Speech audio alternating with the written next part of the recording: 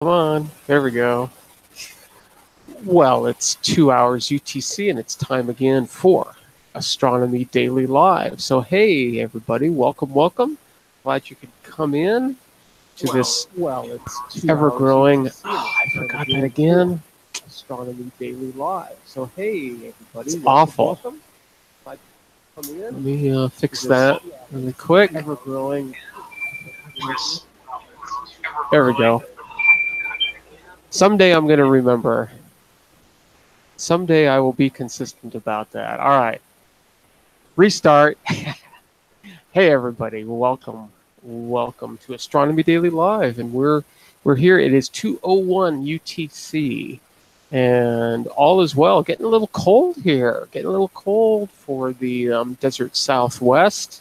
Sort of our first sort of cold spell. I mean, and when I say cold, right, I mean, I don't actually mean cold. I just mean,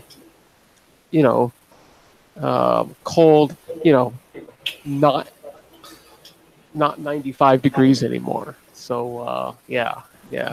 So, welcome. Come on in, everybody. Join the ever-growing circle of friends who come together practically every day in this place at this time. And we think and talk all things astronomy, space, science, those kinds of things.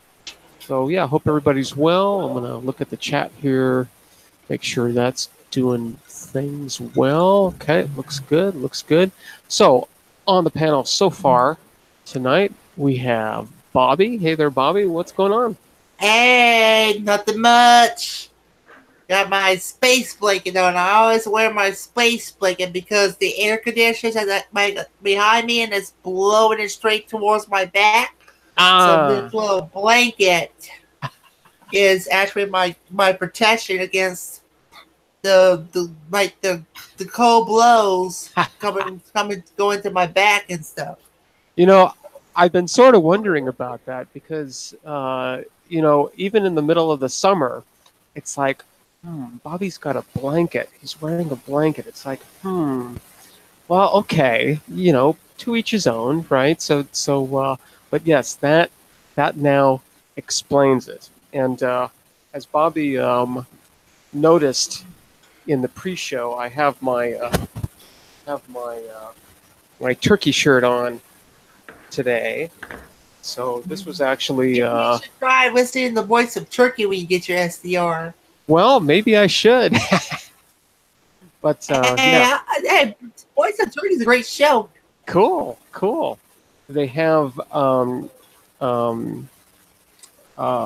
services in or news shows in English, so I can actually understand it. Yeah? Yeah. I hope so. Anyway, so this was actually purchased and brought to me from Turkey. So this is not your regular turkey shirt. This is a turkey shirt from Turkey. So very, very cool. And also on the panel we have Tom. Hey there, Tom. What's going on? Hey, Cosmic. Not too much going on. Actually got to go out tonight and see stars. You're getting like a little bit low, Tom. Tom's a little low. All right, I'll turn you up here, Tom. There we go. All right. And there's 9-inch colors and Ottawa in the chat. Oh, hey there, Atta. So what's going on, Tom? Just saying, I got to see the stars tonight from here for the first time in about a week. It's been cloudy and rainy, so finally cleared up today. Got to go out and look up for a bit. That's nice. How's your sky there? It's not real good. South and west of me is pretty clear, but north and east is a lot of light pollution. So I have to drive maybe an hour away to get away from it all. Oh, all right. Yeah. You've got Chicago up to your north and west, right? Yeah, Chicago and lots of the Chicago metro suburbs too. With How far are you from Chicago? About 35 miles southwest.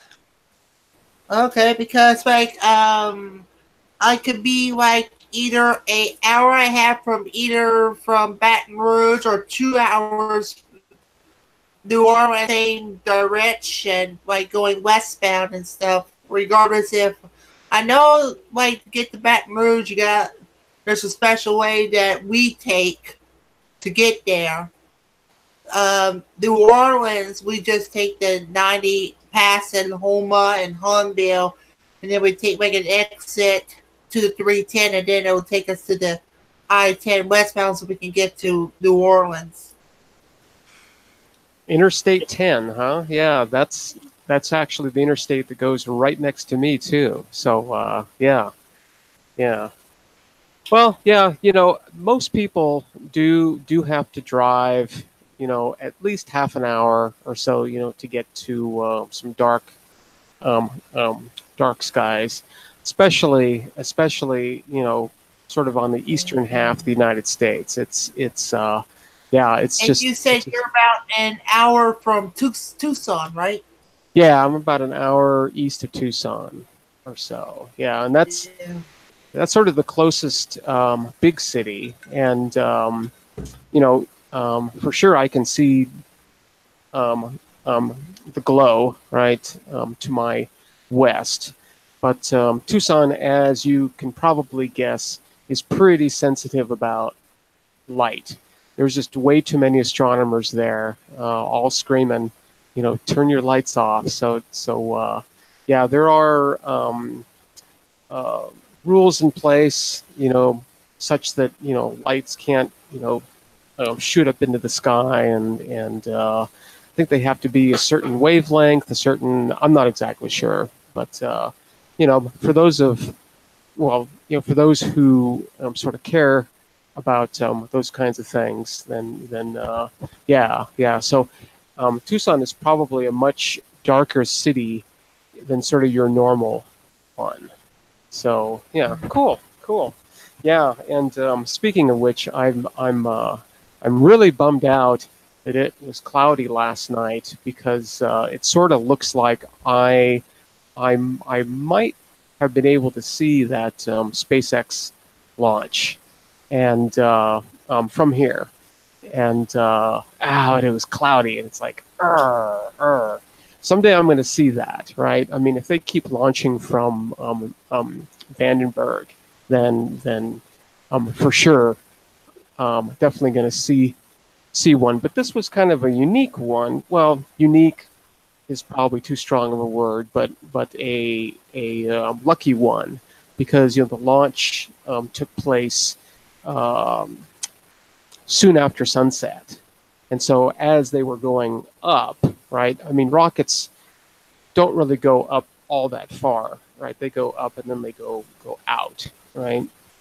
But they get up high still, and they were actually up high enough. Shenanigans about Planet X on the chat. Shenanigans about Planet X? All right, I'll check it out in a sec here. So, but yeah, they were actually able to fly right into the sunlight, and that really lit up a bunch of stuff. And I actually want to share a couple of pictures that I've noticed here too. So that was pretty cool. Let's see. I'm reading Atta's messages here. What on earth is Planet X? Okay, well, we can talk about Planet X. Cool. Yeah. Yeah, I think Uncle Bill pretty much answered it. Pretty much did. The only thing that I can say about that is that, and I've said this many times, there are two really, really important aspects to working out the orbits of moons or planets or comets or whatever it is, right? One is that you have to be able to measure the positions of these objects really precisely. But the other, actually even more important thing, um, equally important at least, is time. Is time. You have to have time, right? You cannot, I mean, you can take, thousands of measurements extremely precisely um, of the position of some object, right? But if that's only like in one night, then your um, determination of the orbit isn't going to be all that great, right? What you need that object to do is actually trace out, a substantial portion of that orbit, and that just takes time. That just takes time. So, you know, so having said that, right? The idea that we know the orbits really, really, really well of these trans-Neptunian objects, and we think that we're seeing, some kind of perturbation that would be caused by some, massive object way out there. Yeah, one of the radiograms I decoded, there were a series of planets when the solar system was just making its presence known. It was just forming up and stuff. Yeah, uh, the fact of the matter is that we really don't know what actually happened. We've got some good guesses and some theories, and they seem to match observations, right? But is what we think now what actually occurred? I don't know. It's kind of a bit weird that way back when we was just running from the Bible and stuff, and from science books and from other great stuff. Yeah. Well, like I said, I think time will tell, right? Because, um, we know where all these objects are. And so, from time to time, we can go measure the positions of these objects again. And over the course of years and decades and everything else, we'll be able to get pretty good guesses in terms of the orbits. And Uncle Bill has a point of his personal theory. We have too small of a sample size of what really likely lies out there, and likely the sample is biased that by where we have looked at hard. Yep. And that's sort of another point too, is that our sample size, we don't know how big our sample size is, right? I don't know how many trans-Neptunian objects we know of now. It'd probably be easy to find out, but there's not too many, right? And to think that there are only, a couple of dozen or a couple of hundred, that's probably not true, right? There's probably thousands or millions, and there could be like millions of planet X's, but you may never would know. Yeah, it's we really don't know, and this is one of the cases where we don't know what we don't know. So it's just it's crazy. It's crazy. So yeah, Neptune was discovered by observing the motions of the other planets, and they actually made a calculation, right? And they said, okay, based on these orbits and how they're being perturbed, Neptune should be right there. And when they looked right there, it was right there. So pretty good, right? It's pretty good. maybe a little bit of luck, maybe a little bit of skill, but not bad. Not bad at all. Now, you know, when they looked for uh, Planet X, which was the object beyond Neptune, um, they looked and looked and looked and looked and looked, couldn't find a thing. And when they did find something, uh, namely Pluto, it was too small. So, yeah, there's something else going on out there, but don't know. Don't know. I think, in a very short amount of time, Yeah. with It's kind of like a bit like weird that that the Earth was the universe, and then the galaxy was the universe, and then there's the whole universe as a whole.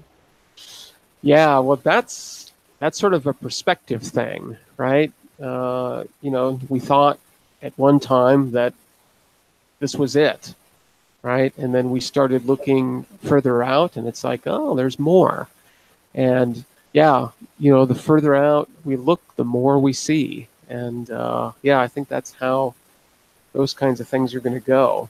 So yeah, the other interesting. And it's kind of weird that the church was the government system instead of that separation of church and state.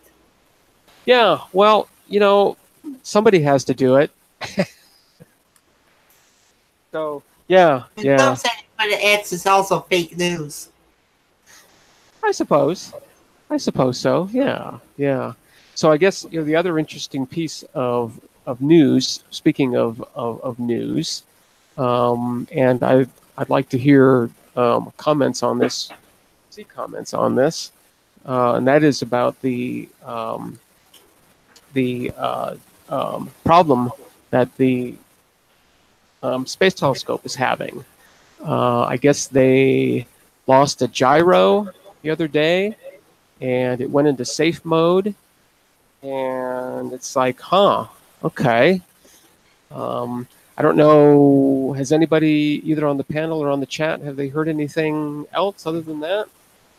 I don't know. That's basically what we've heard. It was running on the reaction wheels, and then Friday one of them stopped working. And I guess they tried to bring in a spare, and they tried to get that one started up, but it had a problem, and they're still hoping that they can get that third one running. And with 3, they can do just about all of the science they want to do. But if they have to cut it down to 2, I guess 2 is the same as 1, basically. So they would probably just go to 1 reaction wheel and leave one of the other remaining good one in standby and see how long they last. See if they can last until JWST is up. Yeah.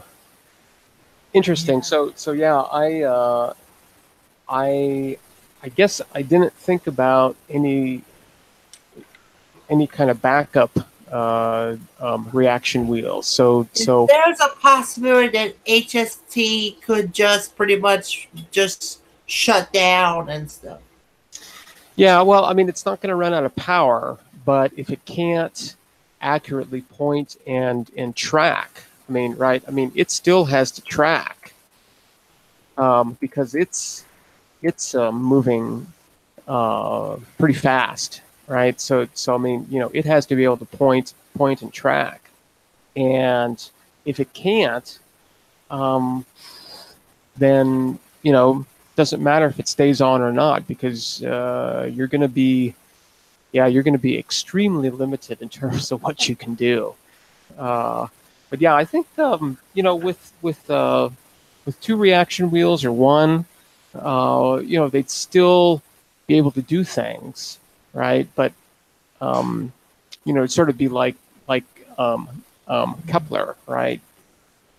They'd sort of only be able to look sort of in one plane, right? But like I said, if Kepler and Hubble runs out of gas, and the James Webb was an epic failure, then you're looking at like the possibility that you may never observe the universe again. Well, at least not from space with those large telescopes, right? There are at least planned. I don't know if there are any now, but at least planned in the pretty near future. Some smaller telescopes. What was that one? That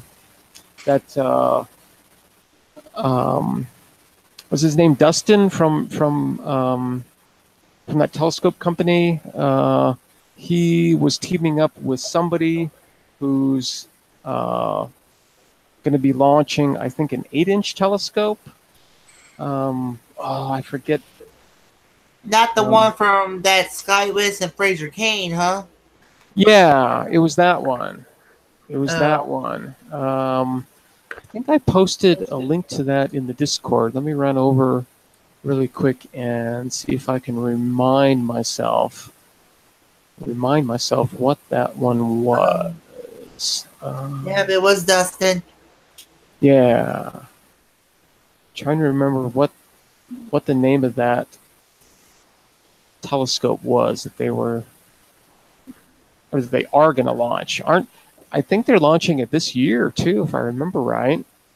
I'm just trying to see if I can remember what it was called and where it is. OPT would put 3 in space. Oh, 3 of them. Cool. Nice. What's does somebody in the chat know what that is called? I don't remember. And they're launching a small scope about 8 inch. Yeah.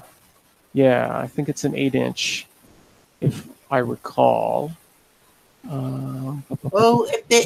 that can happen, if that can and will work, then I think if the Hubble does too run out of gas, and if Kepler does too run out of gas, at least like the tests, those OPT telescopes, I think they're much more better off the way to go until the faith of James Webb will make it work. Yeah. They're without the HST, we are definitely. Your OPT in the test will be like your plan B. Yeah, I mean, they're, that size of a telescope though is pretty limited, right? I mean, you're never going to be able to get the quality of the HST, which is a 1.5. And I really love whenever they do their star parties about how great the color, how great the quality of the images is. It's got to be like some of the most greatest quality that you could ever have. Well, I think they are doing an excellent job, and I think it's getting.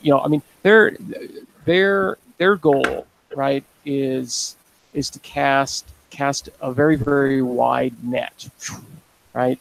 And Tom, you've seen those live streams too, huh? Yeah, I've seen some of them. They're really nice. The way they can quickly focus and get the images down. Yeah, it doesn't take much, right? I mean, it really doesn't. It's for some reason that sort of surprised everybody, and yeah, I mean,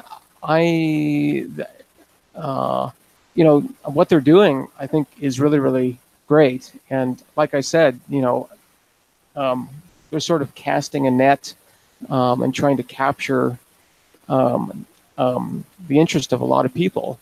And I think they are doing that very, very well. And so, yeah, and they've got, like in terms of the hardware and stuff, they have top of the line, right? I mean, this is like the best of the best stuff. So a combination of hardware, also having a nice dark sky, right? They're out in the middle of nowhere. Yeah, you know, and of course, this universe is absolutely gorgeous, right? Wherever we look, it's like, wow, that is amazing, right? Totally amazing. So yeah, it's really hard, you know, to disappoint when you have, you know, those things working together, for sure, for sure. But yeah, so we'll have to sort of see what the HST does. That is definitely not good, and I. And if HST does too fail, you can just like hope and pray that the tests, the Kepler, if it's still got some gas, and the OPTs will be the way to go.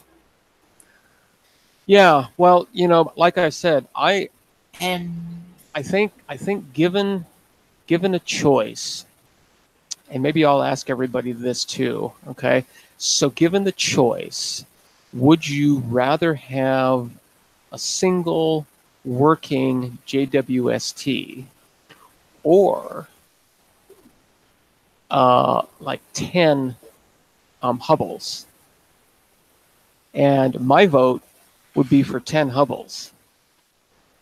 Because, you know, JWST is okay, and it's really, really big, and it's really, really great. And to put on that Sun Earth L2, if in given that 70%, but 70% can't, anything can happen in a heartbeat. And if something goes not right, you just got just like a piece of junk going around in space.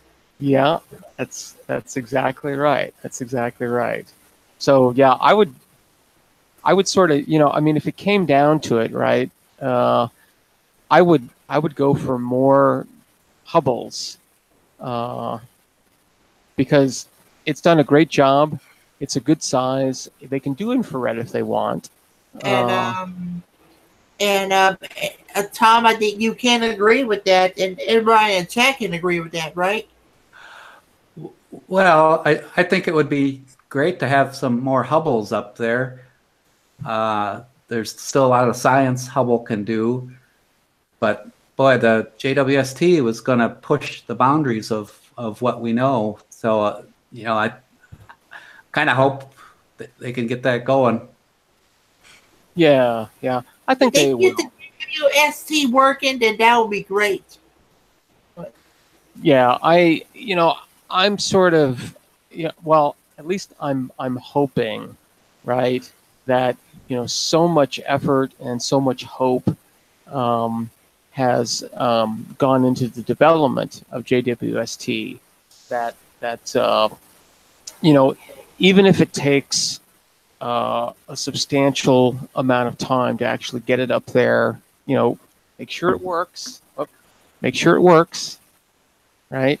Get it up there, deploy it. It deploys, it runs. I think the wait is definitely going to be worth it. So my attitude is, you know, take as much time as you need to. You know, even spend as much as you need to, right? I mean, you know, there are limitations there, but if you have to wait, then just wait, right? But yeah, I totally agree. You definitely do not want to launch that thing, get it out there, and then it fails, right? That would be worse than not doing it at all, for sure, for sure. Okay. Because that's a real bummer. There's a California-based aerospace company, Spaceman, that wants to make the space accessible to everyone through the development of the Waypoint Space Telescope. Is that from Fraser Cain? I don't know. I don't know. It looks like it's a quote though, so. So it's got to be like from Fraser Cain if we can confirm that. Okay. Fraser's article right above there in the chat. So, okay, yeah. I'm still trying to remember what the name of that company was that's actually launching the these telescopes. Oh, It's a really it's a catchy phrase, and of course, for some reason, I'm not seeing it over on the Discord. Although yeah. I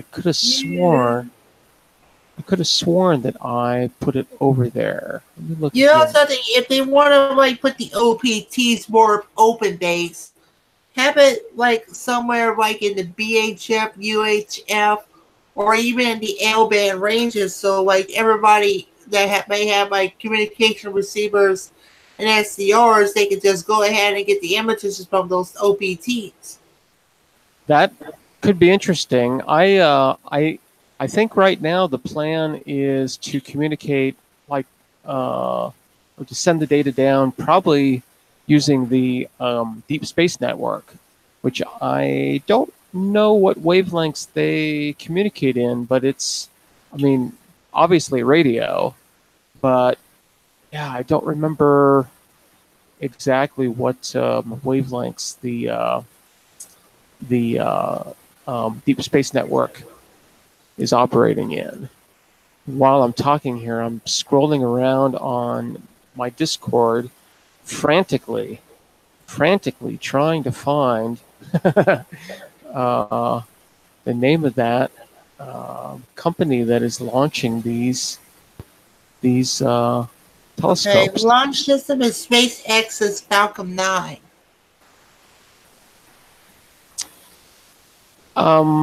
Yeah, but they're but the telescopes themselves are being developed by somebody. And is it Space Fab? No, that doesn't. Yeah, really, check the chat. Yeah, yeah, I'm seeing it. I'm seeing it, but I'm not. Huh? I thought it was called something else. Space Fab? Huh? Okay. I thought it was something else though. All right. I'll believe you, Uncle Bill. Mercy, mercy. Okay. Yeah, quit spamming. All right, well, cool. So yeah, we'll just have to keep an eye out for the HST and see what's going on with that. Um, I was going to say that I I would hate to be the principal investigator right now who had time on the HST when this thing failed, right? That's got to be incredibly frustrating. It's because, like I said, right? I mean, it takes a substantial amount of effort and time and all that just to get time on this telescope, and so now I'm sort of thinking of a scenario, right, where it's like, okay, you're all excited about finally being Now, able. like if they now they're gonna make it open base and have it like within the BHF, UHF, or the L band ranges. At least like pretty much do it with some SSTV and stuff. You know, like how like on the ISS when they do their SSTV transmissions. Mhm. They're on 145.8 megahertz using the narrowband FM demodulation. But like the radio satellites and the weather satellites, they have that Doppler shift. So you gotta watch that because it's Sure. still in space. Yeah, yeah. I think you know because they're so small, they're going to be pretty limited in terms of power. I mean, even if I'm pretty sure they're probably going to have panels, right? But those can only be so big, which means that they're only going to be able to produce a certain amount of power, which means they're only going to be able to transmit, um, you know, sort of a certain amount. So, yeah, I'm it might be easy enough to find out, you know, how exactly that, they're going to be transmitting that data. But, you know, it'd be really, really nice, right? I mean, if they would transmit in lots of frequencies and, you know, have TV and all that kind of stuff. But I think, you know, these are pretty small spacecraft, and, you know, space is hard to find on those things. So, okay, if I can do it with a smartphone, that Buckabell, I'll do it. What's he saying in the chat? I'm missing the chat here. Haha. Okay. Funny. Okay, cool. Yeah, and right, these are, this first telescope is going to be launched on a Falcon 9. Yeah, that is for sure. So yeah, that's going to be great, right? But it isn't an HST. So yeah, I would much rather, you know, have, you know, 10 of those out in orbit than anything else. So yeah, at least a dozen or so. That would be very, very cool, right? They're very great and control from the comfort of my smartphones. Yeah. And do those captures and stuff. I'll be like, oh yeah, I'll be in heaven. Yeah. Well, you know, and my perspective is hopefully they'll be able to get some science out of it too. So I'm not exactly sure what their plans are, you know, for these things. Her way in range, I think that's going to be out of bounds for many SDR receivers. That is very true. That is very, very true. But you can get a down converter for it, and maybe you might be able to work it out something. They get to working on it. Yeah. 2 gig. Very cool. Very cool. Well, we will have to see. I think those, you know, I'm thinking, I guess, that those are going to be pretty popular, right? I mean, there are some now remote I telescopes. wonder if we're going to have to pay for like a monthly subscription for it. I can almost guarantee that. Although I think Dustin was saying he was on.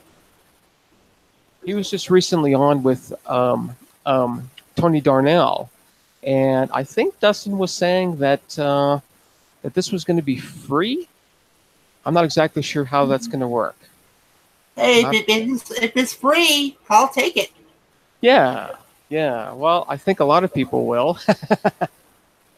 Yeah. Do it from the comfort of your smartphone. And I think that would be the greatest thing we could ever would have. Yeah, it is now, definitely. If you take it for Android, don't forget if you're making an Android app, you can always like use your smartphone, your tablet, or if you got a Chromebook, just use your Chromebook for those apps. Cool. Okay. So and Andy covered the software will be an app for OPT, and it will be a pay as you go. Pay as you go. Okay. Yeah. I don't recall exactly what Dustin said on Tony's show, but he sort of. I thought that he was saying something about it being free, but yeah, I guess I'd have to go back and listen to that. Yeah, what do you think about that, Tom? You want something that you can have for free, or you just would no mind paying for it? Well, I would go with free if that was an option, of course. But it depends on the pay. You know, if the pay is something reasonable, like a Netflix subscription or something along those lines. Yeah, I kind of agree with subscription. Yeah, and I think, you know, that's a model that places like SLU is doing, right? You can subscribe for I think as low as like $5 a month, and you can use one or more of their telescopes. I think they've got like 5 on the Canary Islands and one You down know, in Chile. you know what I was thinking about? If the price is right for SLU, if I finally done with one of my loan notes, I'm definitely going to try for a subscription. Yeah, I think it's a great idea. You know, I mean, if that's the kind of thing you're interested in doing, then SLU is definitely the way to go. And there's a few others like that too. I think there's one organization called the Virtual Telescope. And I'm thinking that there are a few others. There's one called iTelescope. iTelescope, right? Yeah.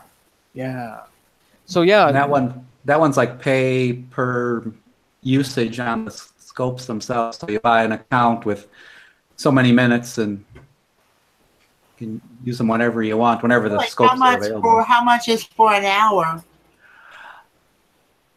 I think it's $1 a minute for the telescope time. So if you get a 200 point account, you get 200 minutes on a telescope, which on those big telescopes, 200 minutes is a lot. You can get a lot of images.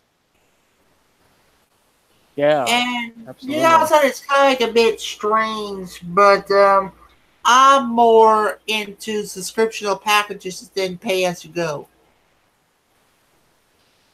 Yeah, I guess it sort of depends on the package itself, for sure. Hey, I'm being summoned to the door, so I'll be right back in like 20 seconds. Yes, I mean, who are the masters here? I mean, really. So I will be back in like 3 seconds, or what? 10 seconds. Okay.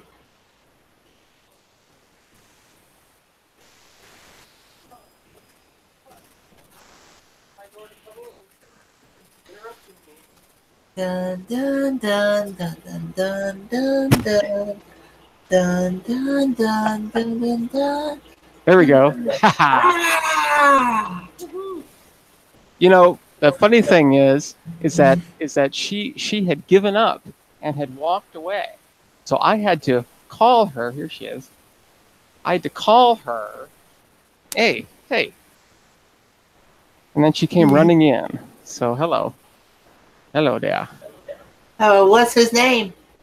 This is Agatha. Hello, Aggie. Hey. There she is. Hey, Agatha. Agatha. She's not too happy with this. She's like, I just wanted in here. I didn't want to be on the show. All right, well, cool. I think what I want to do is just look at a few of these launch pictures of the SpaceX launch last night. Now, you're really getting in the way here. No, you can't have that. She is sticking her entire head into my mug, trying to. And oh Lord, I don't want any of those cooties in my water. Hey, no, scoot. Such a fun cat. What a pest. But yeah, I think what I wanted to do for maybe the rest of this live stream today is just look at some of the pictures that have come down of the launch yesterday. Because, I mean, I definitely, of course, watched the launch later on. And as soon as it launched, right, it's like, wow. I'm wondering the ones that Uncle Bill is mentioning, I wonder if some of them were free or they're in the packages or they're pay as you go. Yeah, I'm not sure. You'll have to check that out for sure. Okay, I just what I did is I just went over to Twitter and looked for the hashtag SpaceX and came up with just a bunch of pictures, bunch of them. So yeah, let's just take a look here. So this is obviously a long exposure, right? Showing the initial launch, right? And here, I guess, is where the first stage separated from the second stage, and then the second stage, of course, fires up and off it goes that away. And then you can see a little bit of the path of the first stage here. I guess it sort of looks like it came down here and then came here and then of course landed later on. I think there's some other pictures. It's kind of neat to see all the star trails though, so you get a sense of like how long of an exposure this actually was. Hey, Uncle Bill, if it would be like more better if if you like take the ones that you're mentioning on the chat and like put them on the Discord and because I want to find and let me know if they're free pay as you go or if there's a subscription package. Let me know how much it is, like a month and stuff, and maybe I might check them out. Yeah, there's actually a lot more than what I thought. So yeah, pretty cool. Okay, yeah. Uncle Bill says just Google remote telescope rentals, and a long list comes up. Cool. I had no idea. I knew that there were a few, but yeah, I definitely didn't know that there were that many. Let's see. Well, there's that. I was looking at Kevin Gill's pictures earlier too. Let me pull those specifically up. We can take a look at those too, at least eventually. Here we go. He put some over on his Flickr account. I was just looking at this, guys. What's wrong with you? Let's try that again. Oh, doesn't want me to do it. I'm going to do it anyway because I know it's all right. I was just looking at these prior to the live stream. So let's take a look here. So these were kind of interesting. I noticed these on the way up. These little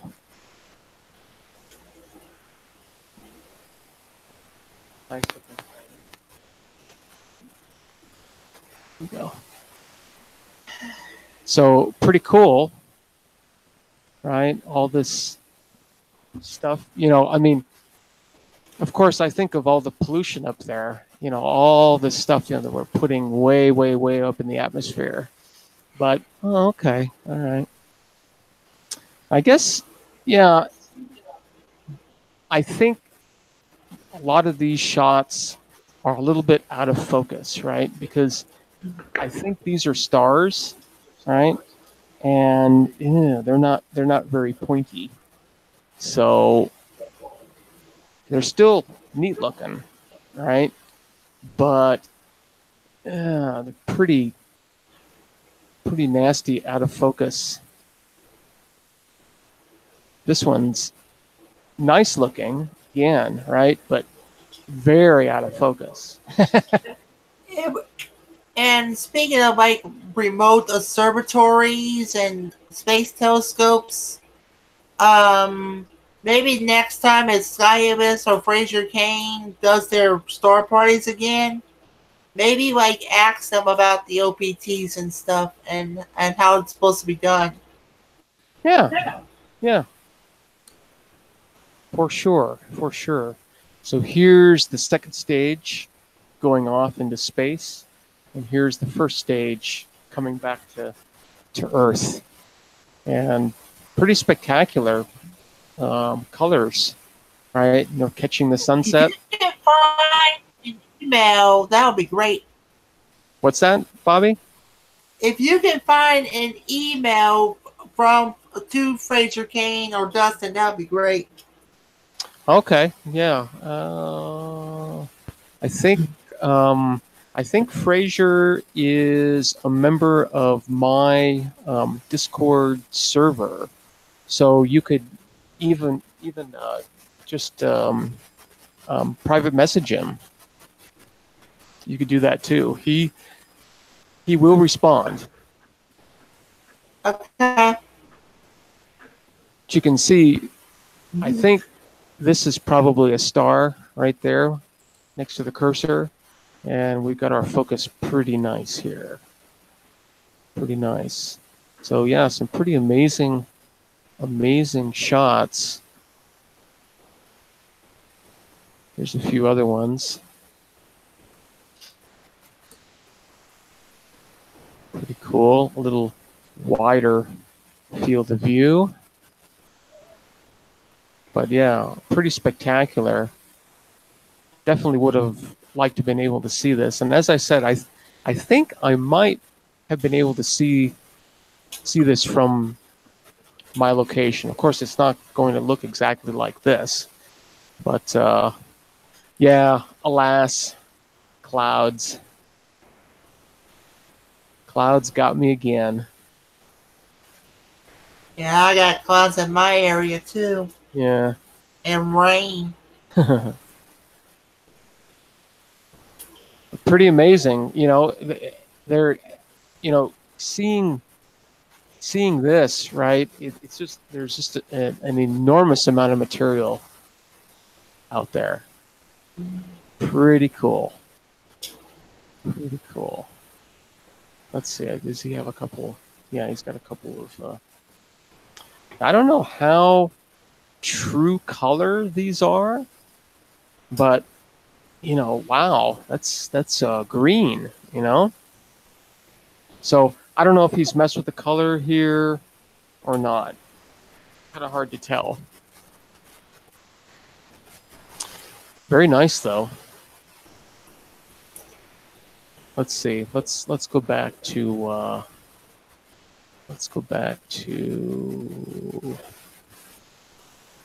this guy. I don't know why it's let's just do SpaceX. We don't want SpaceX landing. Let's see, latest. Oh, there's a lot of. Okay, so here's another one from Southern California. Wow. Can you imagine seeing that in the sky? Pretty amazing. Pretty amazing. From a backyard pool. Yeah, yeah, yeah. I don't know if that's a backyard pool or not. It looks like some like a spa or something. Yeah. Let's see. Here's a launch video here. It's a little overexposed. Yeah, it's like a little ball that's coming up. Yeah, yeah, yeah. Okay, so here's. Okay. So here's some clouds here that we're sort of obscuring it a little bit. That's pretty cool. Okay, here's some not incredibly awesome shots, but still pretty amazing. Oh, do they say where? No, this doesn't say where they took these from. But yeah, that's kind of a bit crazy. They don't tell you the location. Yeah, well, you know, lots of people don't think of those kinds of things. They just want to post their shots, which I understand. So this is over Santa Barbara, it says. Pretty cool. Yeah, that must just be absolutely amazing to see, you with your own eyeballs. Let's see. Okay, here's not quite sure. It's a really short video. Ooh. So it's a time lapse. I think it'll repeat here. All over LA. Yeah. The folks in Los Angeles definitely got a pretty nice show. Right, like there are no criminals watching this, and otherwise you're just pretty much a con.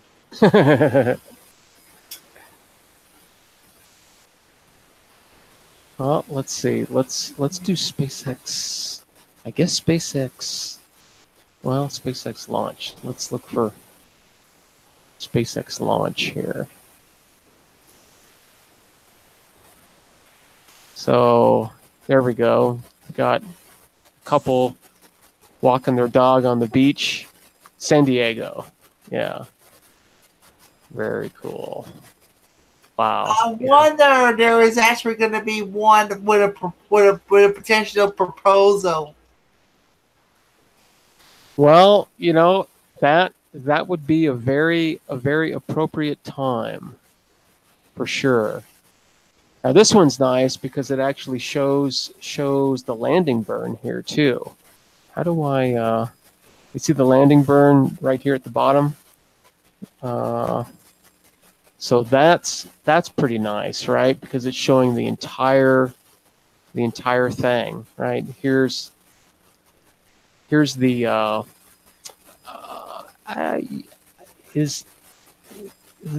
is this called the boost back burn, or is this some kind of reentry burn? I forget exactly. And let's see, where was that taken? Probably pretty close to Vandenberg, right? Yeah. Kind of an interesting, I mean, this looks like an airplane trail, but this one's kind of weird looking down there. Not quite sure what that is. Maybe that's a helicopter of some sort. Yeah, I don't know. There's a couple of star trails in here too. Nice color though. Pretty amazing color.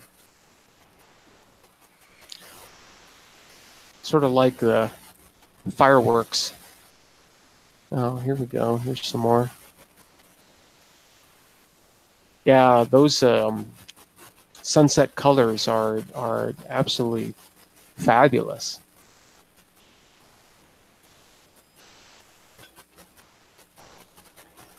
And these were kind of interesting. I noticed those on the launch too, and yeah, those are formed by these little bursts that the reaction control system puts out, to sort of, steady the first stage as it's coming in. But yeah, they make these really interesting shapes. And that's a good focus. That's a nice focus. Yeah, wow. So here's the second stage going out. And here is the first stage sort of, moving itself around to come back down. Yeah, pretty awesome. So this is over San Diego again. Okay. Obviously, they had some clouds over there. I think this is Balboa Park, isn't it? Yeah, it's Balboa Park. If you haven't been to Balboa Park in San Diego, I highly recommend it. Highly, it's a fabulous place. Now, return to launch site has a boost back and a reentry. Drone ship landings are often ballistics and only have the reentry burn. Gotcha. Yeah. Let's see. Here's. Let's see. Yeah, it doesn't say where they are. Not that I can tell, at least. But yeah, let's take a look. Ooh, that's pretty awesome. surreal doesn't begin to describe it. Yeah, I can only imagine. Some pretty nice shots. Look at that amazing color. It almost seems as though these are touched up, but I don't know why they would do it. So yeah, that might be a real color there. Pretty amazing. There's some more of that interesting structure, the little bursts. Okay, that's that one. Oh, okay, so this is an interesting perspective. Again, it doesn't say where this is shot from. Kind of neat. Kind of neat. This looks like one of the landing burns. Hard to tell, though. Hard to tell. It was a moderately long exposure. You see the star trails here. So, yeah, at least a few minutes long. So it's kind of interesting, right, that this was a relatively long exposure, but all this stuff, you know, you can see a lot of detail there. So it really wasn't moving all that much. Kind of cool.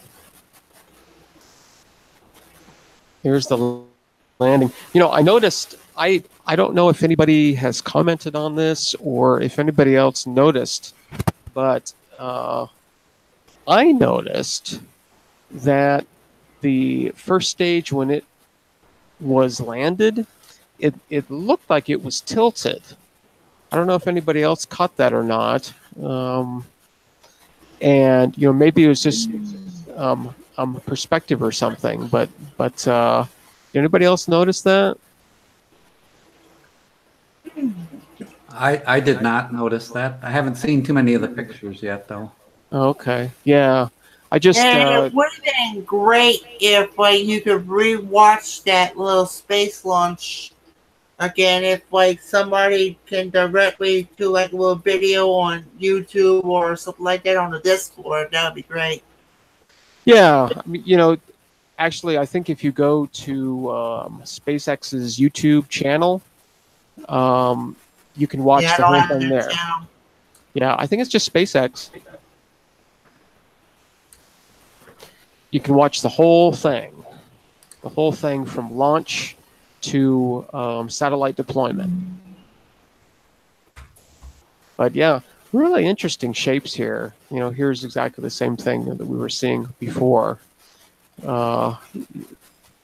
Just, you know, those thruster pulses making for these interesting shapes. Yeah.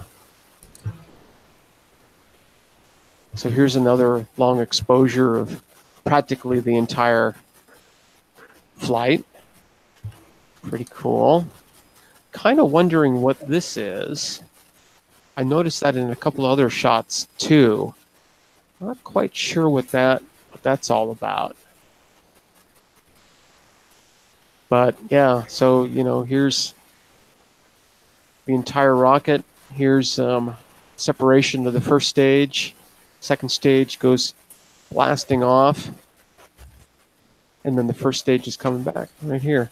And what's this gap here? I wonder what that is. I wonder if it's a, I'm sort of looking at the star trails here too. And I'm noticing gaps in the star trails too. So I'm wondering if they sort of, you know, put this together after the fact or what, because these are definitely not continuous. And I definitely do not think that there would be any kind of gap here. Good color, though. Nice color. What else we got here? Oh, let's see if, I think this was showing the... Oh, okay, that was the launch. I want to see this this thing landed.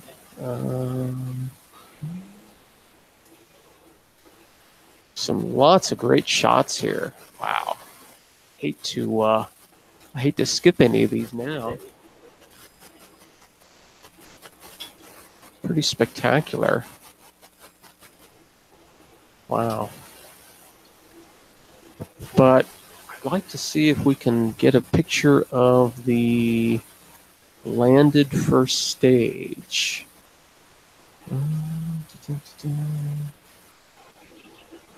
Let's see, where's this from? It doesn't say.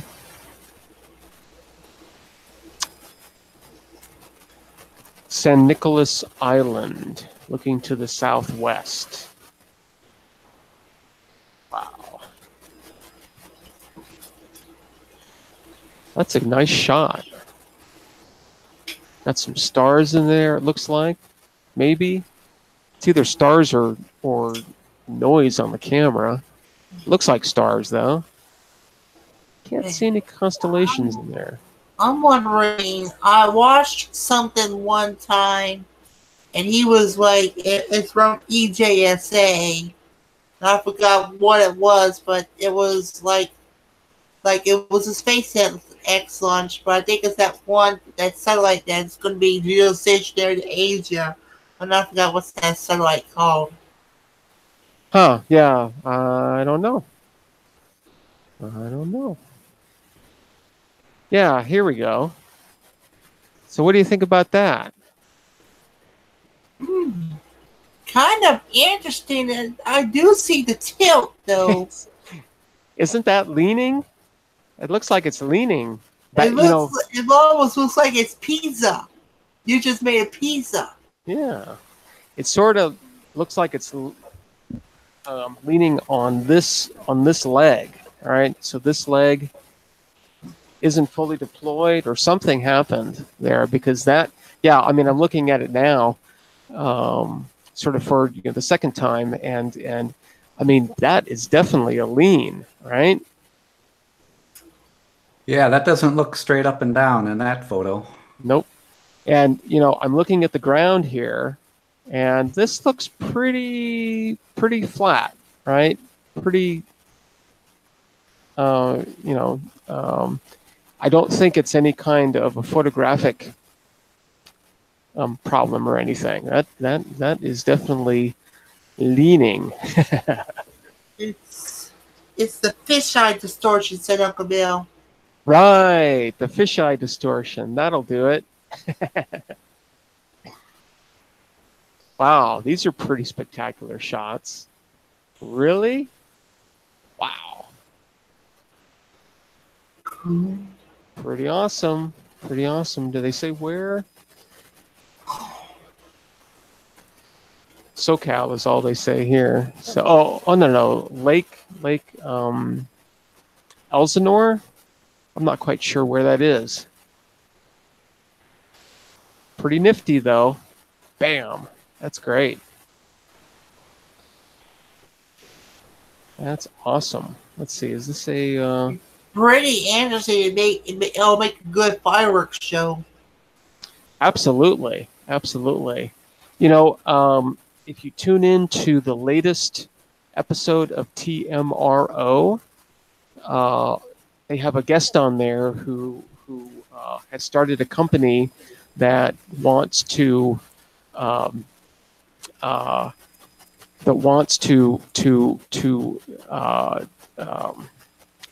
deploy, I guess, meteorites to give people a show, right? So I mean, you'll have to watch it.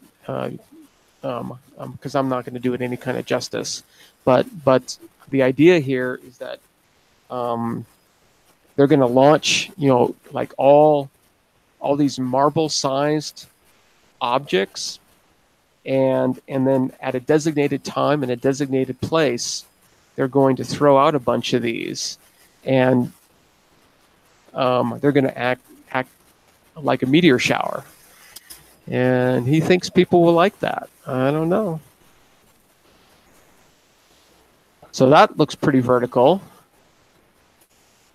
kind of hard to see, but 15 hours after landing, it says. So yeah, I don't know. Dates I of the don't know. mail. I haven't seen or heard anything about any kind of problems with the landing. So hard to tell. Let's see. Okay, that's just that. Here's another one of those. Launches satellite, brings rocket back in historic landing. We can sort of watch this here. So there's the launch. Yay. I'm still waiting for these launches and landings to get boring. And so far, for me, they are they are definitely not boring in any And whoever thinks this is boring don't know what they're doing. Well, the way I see it is that after a certain amount of time, these launches and landings are going to get boring because they're going to be happening so often and so much that it's just like, oh, okay, well, a rocket launched, so what, right? I mean, right now, they're still extremely cool because they're still new, right?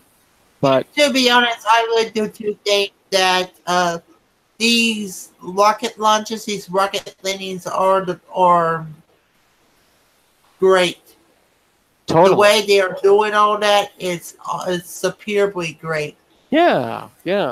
But at some point, right? These are going to be sort of like airplanes, right? I mean, maybe not that kind of a frequency, but at some point, they are going to be like watching an airplane take off. And how exciting is that? Well, I'm not going to go out of my way to go see an airplane take off or land. So, and why is that? Well, because I sort of see it all the time. These are still really, really new, right? I mean, even though there have been dozens of launches, right? It's still really, really new, and when you have that kind of stuff, it's like, this is very cool. Yeah, it's kind of nice. All right, well, cool. Hey, we are definitely past our hour, and we actually never got back to our constellation yet. So we'll have to put that off to another day. I was sort of looking a little bit at some of the details of the constellation of Cetus, the whale, and I started looking at Myra, the variable star Myra, and it turns out that it is actually reaching its maximum brightness on October 24th. So kind of a nice coincidence, I think, that we're talking about it now when it's going to be its brightest. Yeah, what's wrong with airport sightseeing and spend a day in the sun better than the beach? Well, if you're into those kinds of things, totally. So, but yeah, I mean, I could definitely nerd out on watching planes taking off and landing, but I don't think that's I don't think that's going to blow the minds of everybody. But a SpaceX launch like that one, that probably blew most people's minds, right? Like especially those who had no idea what it was. Yeah, that's got to be a little disconcerting, right? To be sort of casually walking around, just had a sunset, it's nice, it's clear, and all of a sudden in the sky you just see this expanding, thing, right? Just go like this. It's like, whoa, what is that? so yeah, and I don't think at this point that an airplane taking off or landing can be as interesting as that. So it just isn't. And I don't think that rocket launches will ever be like that, where it's just sort of like, okay, happens all the time. But I can definitely see a day where it's like, okay, they launched 10 rockets today. It's like, okay, cool. All right, you guys. Well, I think it is about time to exit these waters. Wow, I still have a lot left here. So cheers. So hope everybody has a great evening, a great day. That was a nice launch. Really, really nice launch. Like I said, I'm looking forward to future launches from Vandenberg, because I'm thinking from where I am, I should be able to see them. They're going to be really, really low, but yeah, I might be able to see them. Anyway, I'm going to get out of here for now. So take care, everybody. Make sure to subscribe if you haven't already. Hit the thumbs up or the thumbs down. Make some comments. Definitely, if you want to get onto the panel, send me an email, cosmiclettuce@gmail.com. And yeah, we'll get you down here and chit-chatting about all kinds of things astronomical. So, all right, you guys, I'm out of here. I will see you. Let's see, is there any reason why I won't be here tomorrow? Can't think of one. So I will be here, and I hope you can too. So, all right, take care, everybody. I will see you on the spin. See you later. Goodbye. Later. Everybody.